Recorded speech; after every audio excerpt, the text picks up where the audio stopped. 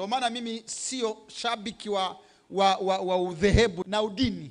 Kwa nini? Kwa sababu hizi takataka zimechelewesha mtembeo wa Mungu kwenye nchi.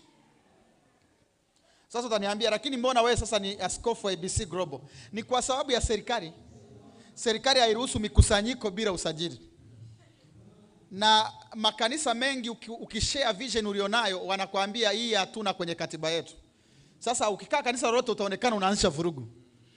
Kwa hiyo ni mwasi. Sasa ili usiwe mwasi inabidi sasa uanze mwenyewe. Na ukianza mwenyewe serikali inataka usajili. Ndio ikazaliwa ABC. Ila ndani ya moyo wangu mimi siko kitaasisi wala siko kidhehebu, kwa sababu ningekuwa naweza nisingekuwa dhehebu lolote. Nikiwa na miaka 13 tayari nilishaanza kufunga mara 3 kila wiki. Siku moja ni ya kwangu tu, ya kujiombea mimi tu kana kwamba dunia nzima haina mtu. Siku nyingine ni ya kuombea familia ninayotoka, kwa sababu nikitoboa peke yangu na familia haijatoboa watanisumbua.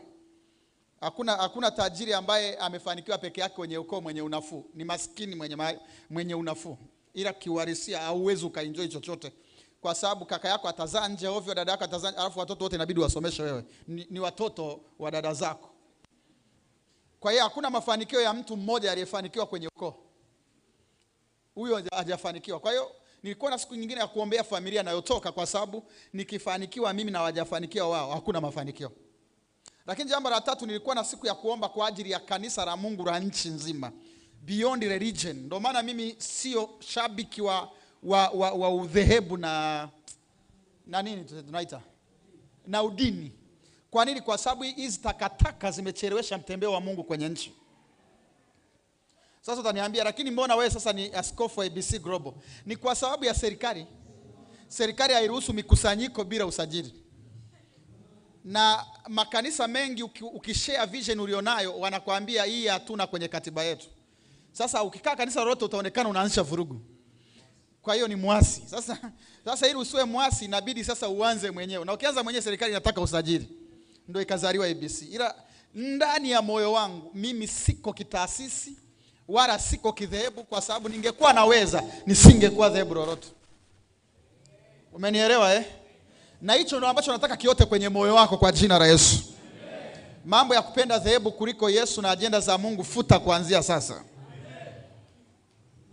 Sasa kwa hiyo nilikuwa na siku moja ya tatu, hapo na miaka 13 tayari, 13 14. Ninaomba kwa ajili ya kanisa, kwa sababu kanisa sio dhehebu. Kanisa sio taasisi fulani. Kanisa ni waamini wote ambao wanasimamia cha Mungu bila kujali wanatokea dhehebu gani. Sema amen. Kwa hiyo Jumatatu nilikuwa nafunga kwa ajili yangu mwenyewe, kwa sababu sitaki kuishia njiani. Sitaki kuwa kawaida. Mungu hajaniruhusu nije halafu nipotee. Mungu hajaniruhusu nitokee halafu niishie barabarani. Miaka 13.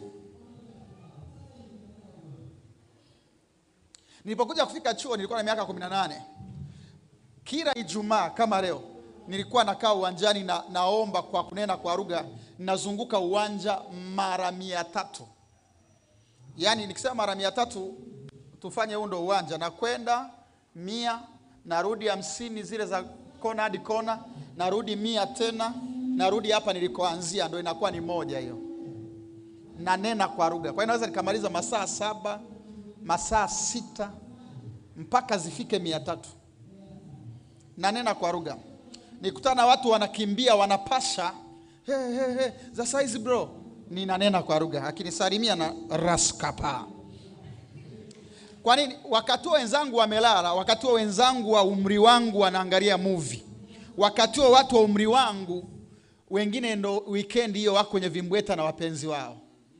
Ila safari ndo mimi ndo nashughusha ndoa zao ambazo ziliota bila utaratibu. Unaelewa Kwa hiyo inategemea utakula ulikopeleka mboga. Kwa hiyo unachofanya sasa hivi ndio kitakachoamua miaka 10 utakuwa mwokozi wa nchi hii au utakuwa mtafuta maombi ya waliojiandaa. Kwa sababu nikuhakikishia miaka 10 ijayo kuna watu watakuwa wanaonekana kwenye kila TV kwa sababu ya neema na upako walionao. Na kuna mwingine atakuwa anasema huyu nilisoma naye, namfahamu, alikuwa na bidii tangu chini. Utakuwa ni mwelezeaji au mtu anayefanya, inategemea sasa hivi. Kabisa. Mimi na washirika wengi, mtu anakuambia ndo anakuwa ananielezea kwa watu, huyo mfate, huyo tunamfahamu tangu fellowship. Yaani ni mtu amenyoka hivi. Alikuwa ibia hata mtihani. Yaani huyo ni mtu wa Mungu kweli. Yaani wao ndo wananipa recommendation za watu wa maana kwenye maisha sasa. Wao walikuwa anaiba. Nachojaribu kusema nini? Baada ya muda mchache, ni juzi tu nilikuwa mwanafunzi, miaka 15 iliyopita nilikuwa mwanafunzi mpaka 2012, miaka 13 iliyopita nilikuwa mwanafunzi chuo. Nasoma electrical engineering. Miaka mbele hiyo sasa ni baba wa watoto 5. Muda haupo.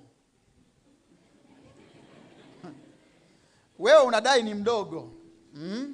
Bado sisi tuko kwenye 20 na sijafika 3rd floor. Ni muda tu. Unakuja. Karibu sana. Ni swala la muda tu. Mimi nikiongeza 10 na wewe umeongeza 10. Utake usitake. Na bahati mbaya mambo ya kuzaa matokeo na kuwa na ukuu hayategemei umri. Kama una kitu utakuwa unaitwa kubwa jinga. Yaani mzee mwenye mambo ya kitoto. Sasa kwa nini Mungu ameukusanya usiku wa leo? Ni kwa sababu anataka kukuambia kwamba umepakwa mafuta kwa ajili ya majira haya. Ukiamiss unakuwa tatizo kwenye kizazi chako. Janga kwenye kizazi chako. Shida ya kizazi chako.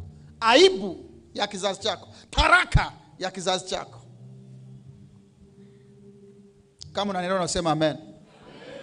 Kwa hiyo tunamsifu Daudi kwamba alifanikiwa kuacha alama, tunamuimba na Goliati, tunamuimba alivyolisaidia taifa, tunamuimba alijenga hekalu, tunaimba, lakini yote haya aliyafanya ndani ya muda unaitwa kizazi chake. His generation. Sio beyond there. Hata para alipotaka aendelee kuwa hai na ajenge nyumba ya Mungu, Mungu alimwambia muda umekuacha. Kuna mtu anafuata nyuma ya kizazi chako anaitwa Suleiman. Ndo ambaye assignment yake ya kwanza itakuwa ni kujenga hekalu ambalo ulitamani ujenge wewe. Kumbe muda ukifika wa wewe kuwa irrelevant, hata kama bado una agenda, Mungu anasema bado sina uhaba wa watu, inabidi wewe urudi. Sio kama unanielewa. Hii lengo lake ni kuamsha uache kuchezea muda. Muda Netflix haupo kama unavyodhani.